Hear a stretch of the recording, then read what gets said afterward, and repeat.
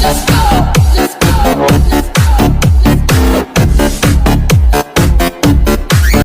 Shalom, kakak shalom. halo Ya, buat semua teman-teman yang di bawah. shalom, shalom. Silahkan Tuhan kak. memberkati, tetap sukacita, tetap beriman seperti kata host tadi. Yes, betul.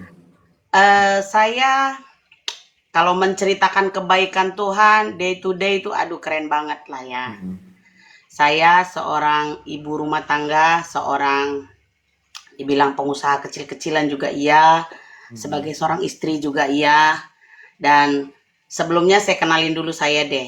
Kita kan harus terang ya, harus terang, harus beritahu. Saya Elvina Sembiring, suami saya Joni Simanjunta, dan kami sudah menikah selama 22 tahun. Dan puji Tuhan kami dikaruniai anak yang cantik, pintar, dan lucu. Itu Tuhan baik. Di dalam perjalanan kekristenan saya terjun di dalam pelayanan lah ya. Pelayanan. Karena kenapa saya mengambil pelayanan? Karena saya mau mengabdi kepada Tuhan yang sudah memberi segala sesuatu yang terbaik buat saya, termasuk nyawanya sendiri. Jadi saya sangat suka kalau ada ruang kesaksian menceritakan kebaikan Tuhan, tapi tidak menjelekkan orang lain. Yes, betul. Tuh. Kenapa ya? Karena saya sangat percaya gini, setiap kita anak-anak Tuhan tidak didesain Tuhan untuk memburuk-burukkan orang lain. Tapi setiap kita anak-anak Tuhan diperintahkan untuk menjadi saksi menceritakan kebaikan Tuhan kepada setiap orang tanpa harus menjelekkan orang lain. Terus kalau kita mau jadi saksi, lebih baik kita hidup jadi teladan, jadi berkat. Betul. Saya tinggal di Serang, Banten.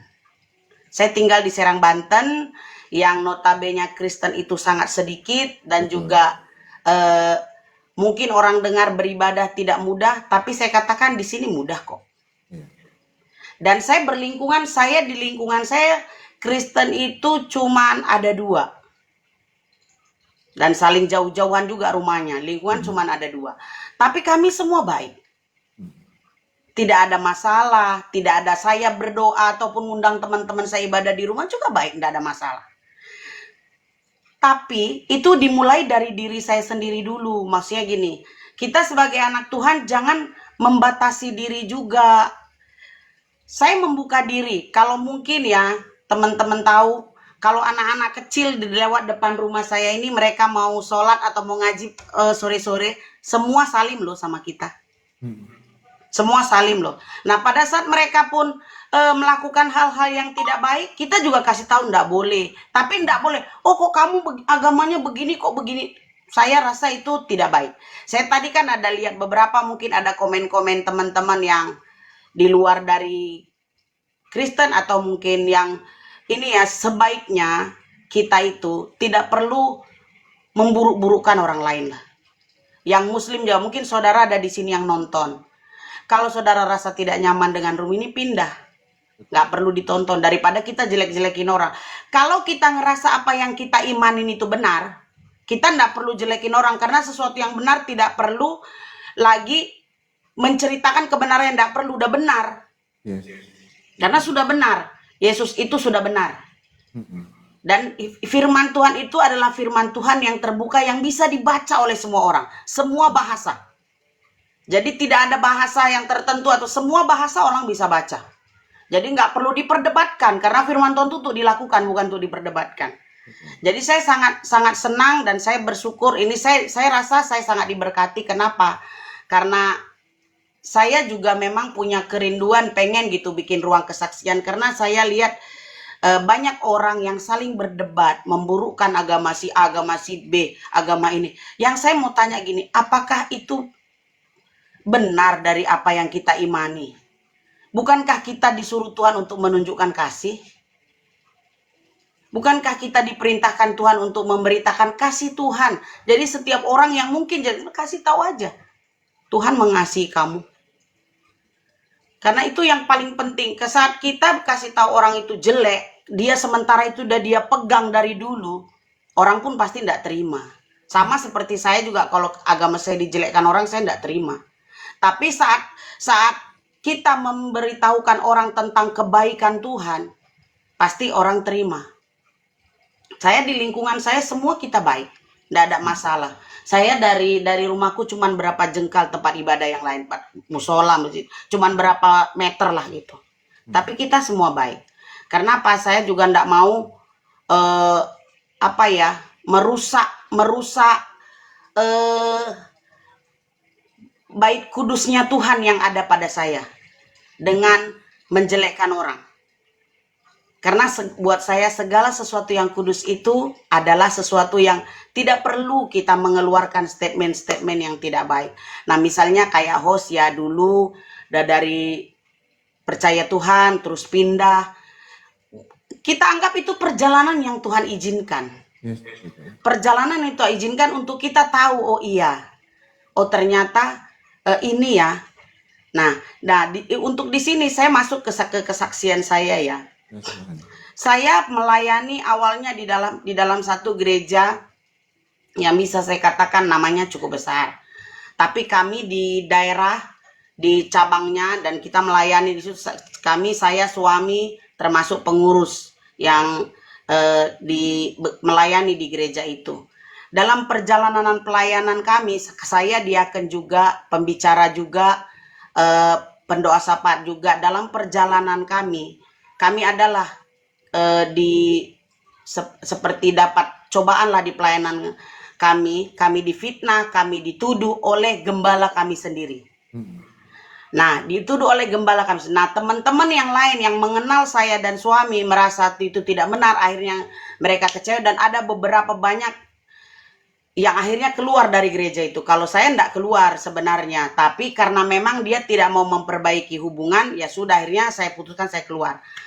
Tapi di dalam perjalanannya beliau datang ke sini dan beliau meminta maaf. Buat saya itu udah clear ya.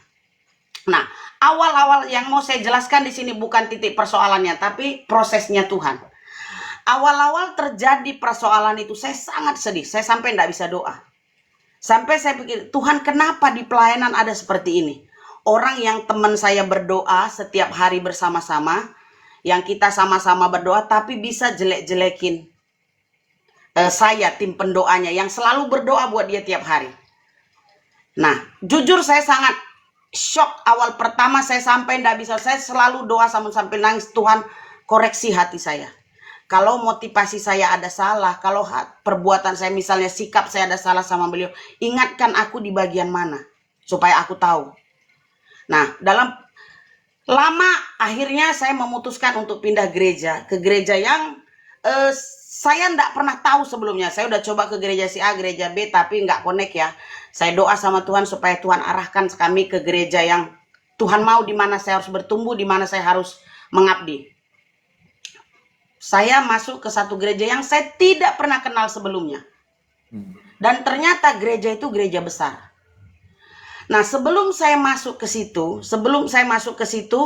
saya cuma dengar dari teman, oh katanya begini, oke saya masuk satu kali. Masuk satu kali dari jauh hari, kami dan suami itu udah bilang, berarti kita mulai dari sekarang hati-hati. Pelayanan, stop dulu pelayanan semua, kita tidak boleh dekat gembala. Tidak, karena gembala juga manusia. Jadi supaya kita tidak kecewa, kita tidak boleh lagi terlalu dekat sama gembala, jangan. Nah, itu udah prinsip di hati kita sebelum memutuskan untuk betul-betul bergabung di gereja yang baru ini. Tapi waktu bergabung dimasuk ke gereja yang baru, kita ada yang namanya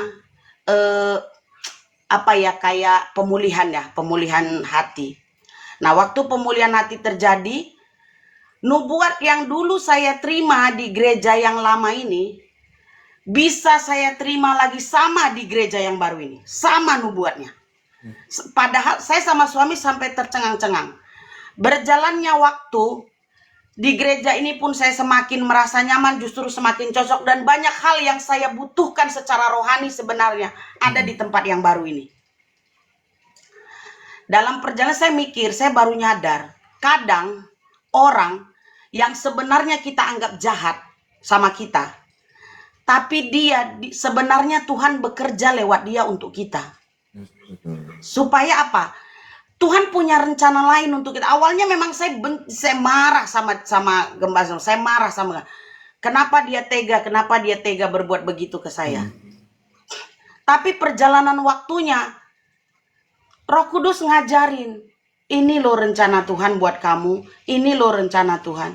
Jadi buat kita semua teman-teman yang saya mau saksikan di sini, mungkin ada teman-teman sekarang di posisi yang merasa dikhianati, merasa nggak dihargai, ataupun merasa dikecewakan, semua hal yang pahit lah mungkin terjadi, baik terhadap suami, baik terhadap anak, ataupun terhadap keluarga, terhadap siapapun.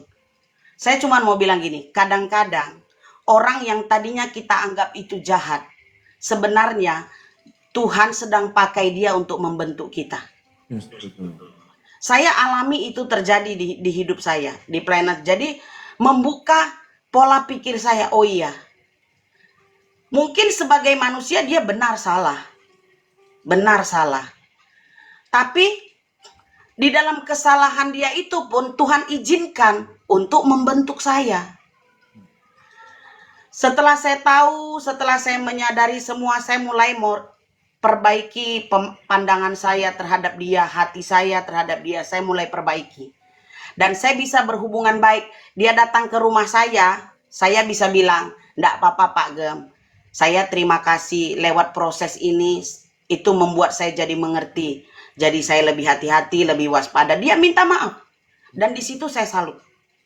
Dia sebagai gembala bisa datang ke rumah saya ngomong, saya minta maaf Bu Vin, saya sama istri minta maaf, kami sebagai gembala mungkin. Dan di situ saya salut. Itu membuat saya gini, terkadang kita merasa paling benar pada saat kita merasa dijolimi. Betul. Merasa kita dirugikan, kita ngerasa paling benar.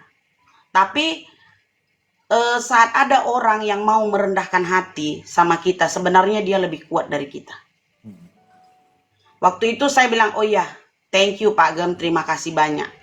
Lewat ini, Pak Gem udah kasih saya banyak masukan, kasih saya banyak kesempatan. Karena kalau bukan lewat dia, tentu saya juga nggak mungkin tidak bisa mendapat kesempatan pelayanan-pelayanan yang lain kan. Itu pasti karena otoritas dia sebagai gembala mempercayakan saya. Walaupun mungkin dalam perjalanannya ada hal-hal yang terjadi, tapi tetap dia adalah orang yang berjasa dalam pelayanan saya. Nah, waktu saya memahami itu, waktu saya memahami cara kerjanya Tuhan buat kita, membuat pola pikir saya berubah. Oh iya, jadi kalaupun ada hari-hari ini yang mungkin jahat buat kita, dia sedang mengecewakan kita, dia ataupun mungkin itu orang tua kita, saya cuma mau bilang gini, Tuhan sedang bekerja lewat orang itu untuk membentuk kita. Untuk membentuk kita supaya kita lebih kuat, lebih tough, dan juga lebih gini ya, lebih menyadari bahwa kita ini tidak ada apa-apanya tanpa Tuhan. Kita ini tidak ada apa-apanya. Yang saya mau sampaikan buat kita juga semua sore hari ini ya, tetaplah andalkan Tuhan, cari Tuhan. Jangan mau mengotori pikiran kita dengan hal-hal yang kalaupun ada komen-komen yang tidak baik, enggak usah didengar, enggak usah dibaca. Kenapa? Karena memang saat ada firman yang diberitakan, roh Tuhan sedang berbicara, roh iblis pun akan bergerak. Yes, setuju. Roh iblis Dia tidak akan bergerak. tinggal diam. Itu udah pasti akan memancing kita. Jadi buat saya hanya tidak usah dibaca. Abaikan saja, biarkan dia mendengar saja. Komen-komennya dia biar dia baca kembali deh. Biar dia mendengar kebaikan Tuhan sajalah. Karena Tuhan datang ke dunia ini bukan hanya untuk orang Kristen, tapi untuk semua orang yang percaya. Nah, kebetulan puji Tuhan kita dipilih. Bukan kita yang memilih, kita dipilih. Dan kalau orang-orang yang mungkin saat ini belum dipilih, bukan tidak mungkin suatu saat dia mengalami perjumpaan secara pribadi dengan Tuhan kan. Kita udah sangat banyak melihat orang banyak sekali menjelek-jelekkan. Tahu-tahu segitu tak ketemu Tuhan, tidak bisa buat apa-apa. Bahkan yang tadinya punya niat jahat sekalipun, dia niatnya mau menghancurkan, tak ketemu Tuhan, tidak bisa buat apa-apa. Jadi bagian kita hanya berdoa biar setiap orang yang mendengar nama Tuhan itu, yang mendengar nama Yesus, dia mengalami perjumpaan pribadi dengan Tuhan. Karena hanya bukan orang yang ke gereja, tapi orang yang mengalami perjumpaan dengan Tuhan. Orang yang mengalami perjumpaan dengan Tuhan lah yang mengubahkan karakter orang. Banyak kok orang di gereja hidupnya tidak berubah. Hidupnya tidak berubah gitu-gitu aja, jalan minggu ke gereja, di rumah tangga tetap ribut, sama anak tetap ini, banyak. Tapi orang yang sudah mengalami Tuhan hidupnya pasti berubah. Jadi jangan tinggalkan gereja. tapi tetap harus ada di komunitas gereja. Karena apa? Itu yang bisa membangun iman kita. Karena firman Tuhan bilang iman timbul dari pendengaran, pendengaran akan firman Tuhan. Jadi buat saya thank you host udah kasih kesempatan buat kesaksian. Shalom. Ini suami Shalom saya Bapak, tercinta. shalom. Tuhan Yesus Berkati kita berkati semua. Bapak dan Kelak keluarga. nanti Amin. kalau ada waktu dia kesaksian bagaimana hidupnya dulu yang penuh dengan segala Boleh, dosa boleh. hitam. Dengan senang Bisa hati Tuhan kita siapkan waktunya nanti ya Pak. Bersihkan. Siap. Makanya Oke, kalau dengan orang senang sudah hati. berjumpa secara pribadi dengan Tuhan, hidupnya akan berbeda. Amin. Yang Amin, tadinya amin, perokok, peminum, pejudi, semua sekarang Tuhan bisa pakai. Aku mau jurusnya gimana cara berhenti dari rokok, karena itu yang jadi pergumulan aku sekarang. Yang lain bisa aku tinggalkan, rokok aku belum bisa meninggalkan. Ya. Yang Iya. kalau yang paling utama sih begini, kalau menurut saya respon hati dulu ya, maksudnya gini. Yes, betul. Tuhan membekali kita dari segala sesuatu yang ada pada diri kita dulu. Sama seperti Musa, Tuhan bekerja lewat tongkat yang ada pada dia. Tuhan nggak kasih tongkat baru kan? Ya. Nah, Tuhan tetap kasih tongkat yang udah ada sama dia. Nah, kalau pengalaman kayak suami saya ya, satu, saya sebagai istri memang jadi tiang doa buat dia. Itu pertama, membuat dia jadi bisa berubah. Terus saya sebagai istri juga saat suami saya melakukan hal itu, saya berusaha untuk tidak menghakimi. Saya tetap ajak dia ke gereja. Even dia malam ini mabok, habis dari diskotik malam minggu, hari Minggu tetap saya ajak ke gereja. Tetap aja ke gereja. Saya nggak bilang dia nggak usah kau ke gereja, percuma. Tuhan juga nggak dengar doa. Saya nggak bilang begitu. Saya bilang hari ini di malam Minggu dia pulang jam 2 pagi, jam 3 pagi dari diskotik. Minggu pagi saya bangunkan kami ke gereja. Luar biasa. Jadi dulu suami saya itu Jangan semua diceritain. Nanti aja saya bersaksi sendiri. Boleh nanti kita Nggak atur seru waktunya. penontonnya, nanti nggak seru. Nanti saya ceritain kapan-kapan. Oke. intinya itu tadi. Kalau kita sadar kita ini berharga di mata Tuhan, ditebus dengan darah yang mahal. Bukan cuman ibarat kata luka yang dia terima, dicambuk, ditikam, ditombak ya, bukan cuman itu aja. Tapi juga nyawanya dia kasih ke kita. Kayaknya untuk kita mendukakan hati Tuhan tuh kayaknya udah, aduh kayaknya nggak kuat deh gitu. Soalnya itu yang kami alami pun begitu. Untuk kita melakukan sekarang, saya usaha. Saya puji Tuhan diberkati Tuhan untuk buka toko bangunan. Banyak hal yang kadang-kadang sales untuk kita bisa berbuat dosa yang Tuhan tidak suka. Contohnya, dia kirim barang lebih dari pabrik, dia kirim barang lebih. Nah, terus nanti dia bilang ke kita, Bu, itu hitungannya lebih dari pabriknya. Udahlah Ibu bayar uang rokok kita aja, nggak usah masuk nota. Kalau saya masih di dalam kedagingan, saya akan bilang oke, karena itu menguntungkan. Ya kan? Harganya yang tadinya bisa sangat miring lah gitu. Tapi karena saya tahu itu bukan bagian saya lagi, saya tidak berani. Saya tahu berkat saya ini sudah Tuhan sediakan. Jadi saya tidak mau lagi ngambil yang bukan hak saya. Saya bilang uang kopi kamu tetap saya kasih, tapi ini tetap saya masukkan ke nota. Karena itu bukan bagian saya dan bukan bagian kamu. Itu awal-awal saya lakukan. Sekarang sales kalau datang ke toko saya udah tidak pernah gitu lagi. Dan rata-rata sales di toko saya senang kirim barang. Saya bisa percayakan mereka. Masa gini, kirim hebel misalnya ya, saya tidak perlu tungguin. Saya cuma bilang hitung berapa yang rusak, nanti tulis di nota. Saya tidak perlu tungguin. Orang besi kirim besi, saya tidak perlu tungguin. Karena tidak perlu tungguin. Karena saya tahu, saya udah mengajarkan mereka, memberitahu mereka tentang saya siapa. Saya tidak pernah bohongi mereka, saya tidak pernah ajari mereka bohong, jadi mereka juga tidak bohong ke saya. Jadi kalau kita sadar kita ini berharga di mata Tuhan, kalau kita sadar hidup kita ini kelak akan bertemu muka sama Tuhan untuk mempertanggungjawabkan semua yang kita lakukan, kita akan mengerti bahwa itu bukan bagian aku. Itu bukan bagian aku lagi. Jadi tipnya cuman itu aja, kesadaran dan berani ngelawan. Memang berat, suami saya 5 kali berhenti. Baca Alkitab dia sambil ngerokok. Iya. Baca Alkitab dia sambil merokok. Jadi ya untuk saat itu masih seperti itu ya begitulah. Tapi di dalam perjalanan waktu Tuhan kerjakan sesuatu sama dia, buat dia udah nggak bisa ngelak lagi. Ini aku yang saksi udah bilang. Nah, ini nih takut. Ini nih